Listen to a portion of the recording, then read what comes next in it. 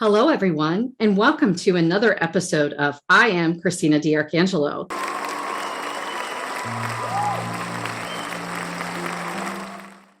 This is the second in the new year of our recording. And today I'm so ecstatic to have our guest on here with us, both for your listening and viewing pleasure, Christy Chapman. Christy, would you like to tell everyone about yourself? Christina, thank you so much for having me on the show today. A little bit about myself. I live in Washington. I'm blessed to live on a lake, and my home office is here. I have been a respiratory therapist for 30 years, and after finding that Western medicine did not serve me well, I began to do research on cannabis. After some health issues myself and recognizing what a difference it made in my life, I knew that I had to bring these products forward for other people so that they could change their quality of life as well. So fast forward, 25 years of working in the ICU and ER trauma centers in Portland, Oregon. I am now retired and full-time research and product developer, formulator for my cannabis company, Chapman Health and Wellness.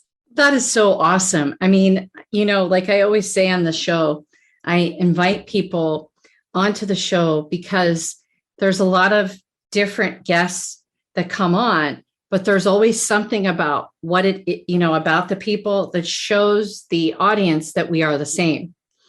So the fact that you had your own medical issues, you were a traditional healthcare provider, and you went into the cannabis space because your needs not necessarily were being met traditionally, is very much like what I did with my career.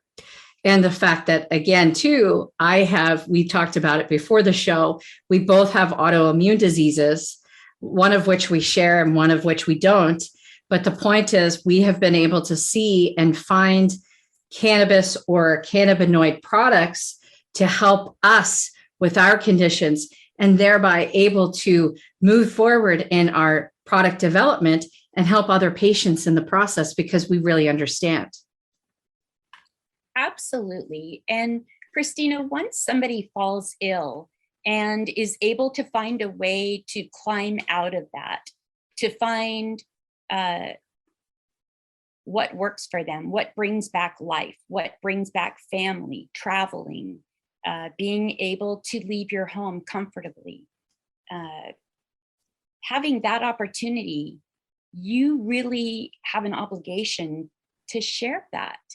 How could we find health that allows us to have such full lives and not share that with people that we love and the world?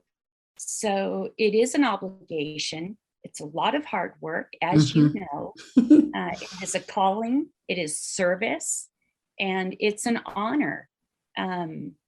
We were talking a little bit before the show, and I was sharing with you when I actually came in contact with cannabis, I was not able to make it to the mailbox. And a young man that lived next door to me recognized that I was very ill, and in fact brought a modality to my home and asked me to try it, that I would feel better. And my first my first reaction was, oh no, we don't do that. Yeah. Sorry, and he talked me into it, and the gray slate color left my face. That was the beginning. And it has been since 2014. And we have learned so much. People are getting healthy. Yeah. People are getting healthy. People are awakening to real health. Yeah, it's amazing now. So you got in 2014 and I got in right after you. So 2015 was when my father had passed from stage 4 liver, lung, and stomach cancers, and I became his advocate. And that's when I started the nonprofit while he was still alive, Affinity Patient Advocacy. I was a keynote speaker for Relay for Life, talking about my journey of being a caretaker for my father, turning it into a positive situation when, inside I was all tore up because he was my main guy. He was my number one. He was my best friend, my first true love, and a grower out in the West Coast contacted me and said, listen, I know you're traditional pharma clinical researcher, but I know you could turn my grow into a pharma grade grow so I can make products for patients similarly to what you do in the traditional healthcare space. And that's how I got into it. And I haven't looked back, listen, we were put on this planet to make a difference, I think. And if that's with cannabis or cannabinoids or derivatives thereof, terps, and I love the terpenes, honestly, that's what we're here to do, right? And think about all the patients you've helped, through yourself, through your company, products you've formulated, things that you've done to educate people so they understand. And because you're vulnerable to the fact that you don't hide things and you talk about your journey, people then know you understand, right? Wouldn't you say? Exactly, Christina. Once you understand your journey and how you can get through it, just like I was mentioning earlier, it is something that we are to share. And I have this really cute story I'd like to share. I am a spiritual person. I believe in a higher power, and I believe in the goodness of people. My husband and I were sitting listening to our pastor at a new church after we just moved. And the pastor said, I hope nobody out there is smoking that weed. And how did he say it? And stunting your emotional growth. Oh, okay. And I just thought, oh, Lord, I have my work cut out here. And, you wonder where the universe puts you for educating. And I'm sitting there listening to this thinking, okay, this is going to be a little bump in the road. But it has a great ending. So my pastor and his wife invited my husband and I over for dinner. I believe like a week or two after that. This gets a little touching. We're sitting at dinner and my pastor gets up and has to excuse himself and said, my wife's father just came home and is on hospice. Aww. It's his first night at home tonight. And so I'm going to go spend the night with him and my mother-in-law and take care of my father-in-law. And of course, my heart burst. Yeah. Hospice, I've done hospice. I have helped a lot of people transition wherever they feel they're going, and talking and nurturing with families during that time. It's a very, very tender part of my service. And he did pass last week, but he also passed without morphine. And he passed using CBD. Awesome. THC. And they came to me asking me if I would help them after they did the research of, what we can offer them. I can show you better than I can tell you. This is now a whole new bubble of people, if you will, that have a whole new understanding. I mean, he went from that weed to that helped my father-in-law pass, and he was alert in 3 weeks.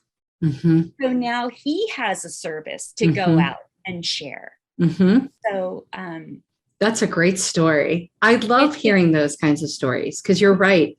It's educating. Hospice is tough. My dad was in hospice. He only lasted Sunday to Tuesday night. And then my dad's brother, his oldest brother, fast forward to 2018, my aunt came to me and said, hey, Christina, can you please help us? Your Uncle Artie is not classified as a hospice patient, but should be. And we know you can help through your nonprofit. So I got involved. We had a medical program in Pennsylvania, thank God. However, he didn't have a card. And so we were expediting everything. He got the card the day after he passed. So, but the hospice route, it's tough. And not all hospice people believe in cannabis.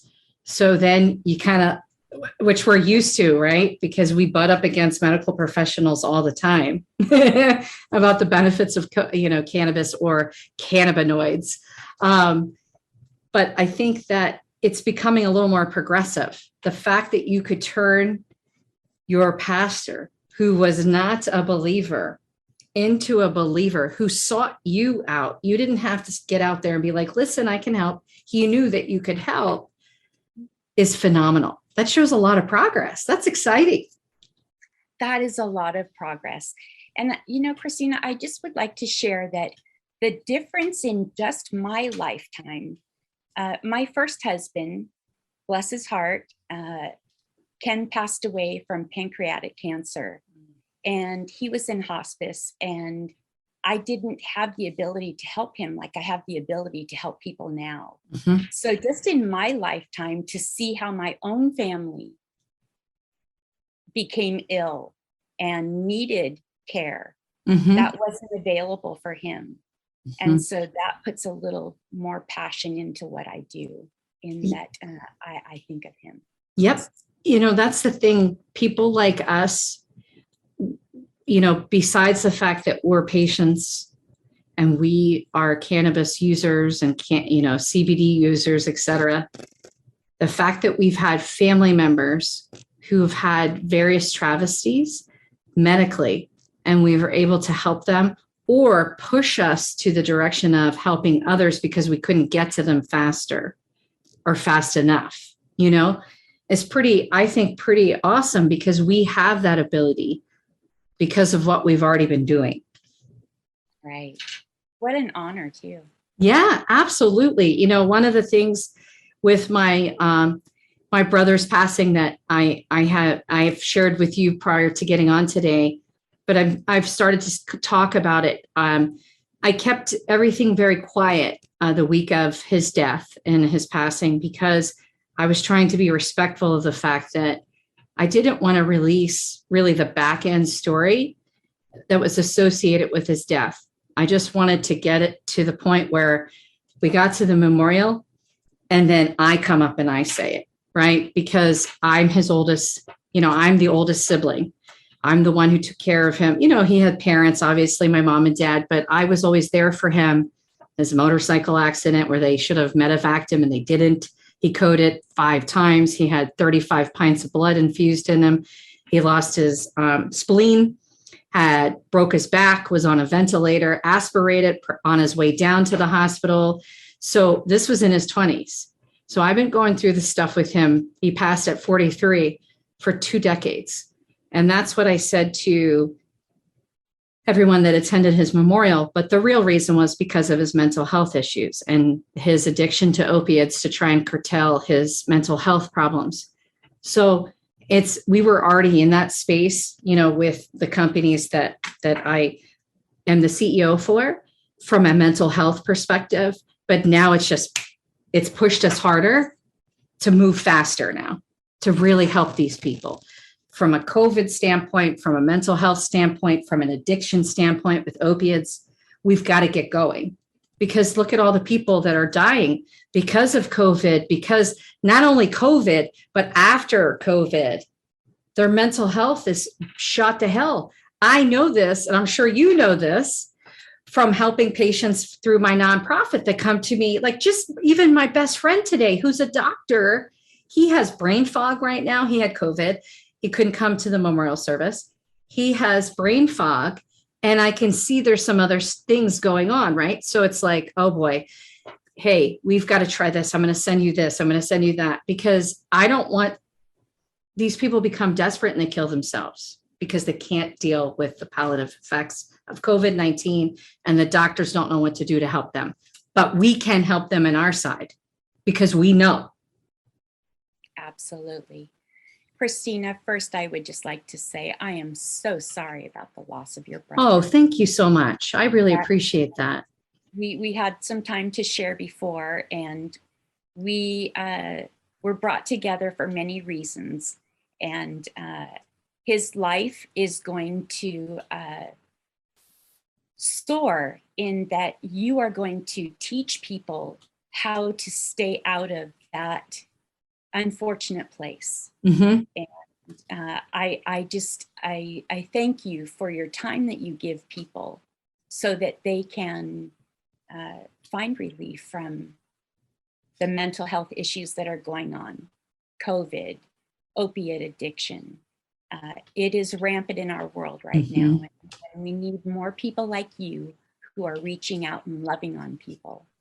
And so I know this will soar you with all your goals. Well, and you, people like you, because you've walked in this path with family members of your own suffering medically, that they had issues with diagnosing and trying to put a Band-Aid on things that were not going to help you figure out your secondary endpoint, like we like to say in clinical research, because you had an original diagnosis and then you had a second one that they were trying to mask through your first treatment. You too, Christy, like, if this is amazing that I have the honor of having you on my show, and it all happens because we happen to be friends on Facebook because we're all in the cannabis space. And I've been following some of the things that you've been posting, and we've interacted personally as humans to human. And so that's why I wanted to bring you on today, because I knew there was more behind what I had seen, because I know what my story is. And I don't always share everything about what drives me. That's one of the reasons why I have this podcast. Well, I am so thankful that you have shared the things that drive you, because you have passion like no other woman. You have drive, and the smile that you keep on your face through adversities in life. I honor that. You know how to take care of yourself and to love those around you and make the world a better place. And for that, I like to call you friend. Oh, thank you so much. You have no idea how grateful I am that you showed up today. Oh, thank you. You're very, very welcome. I would just like to take this moment as you, there are a lot of hard things going on in this world.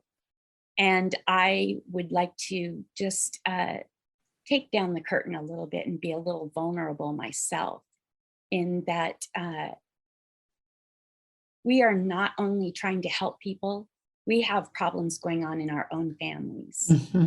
We have families, daughters, brothers that are struggling with addiction, that are struggling with alcohol, that are struggling with mental health issues. And it is important that we lift each other up. And we lift each other up by sharing how we got through things and saying, you know what, I am so sorry for your loss, but I want to share with you that my family experienced a loss very similar just last year. We're coming up on our 1-year anniversary, and there was a lot of sadness around a death, and our family mourned very heavily. And so I do understand that, and I lift you up in this space as we try and heal others. We still are human. We still have families that we are trying to care for. And so I lift you up, Christina. I lift you up, and know that there will be a purpose in your brother's story, and you are the beautiful woman who will bring it forward so that others can find relief.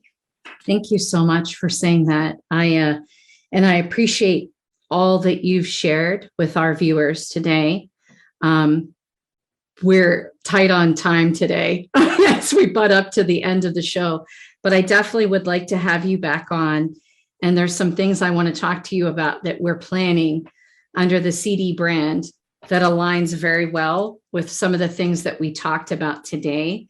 So I'm going to owe you a call after this, of course, but also because we're friends and I appreciate you so much. You have no idea how much I appreciate you today. Thank you so much. Oh, it was my pleasure. Everything happens the way it's supposed to. And we are all right where we are supposed to be. I agree with you so wholeheartedly. So with that, as we always say, thank you for joining. We are the same. I am Christina DiArcangelo.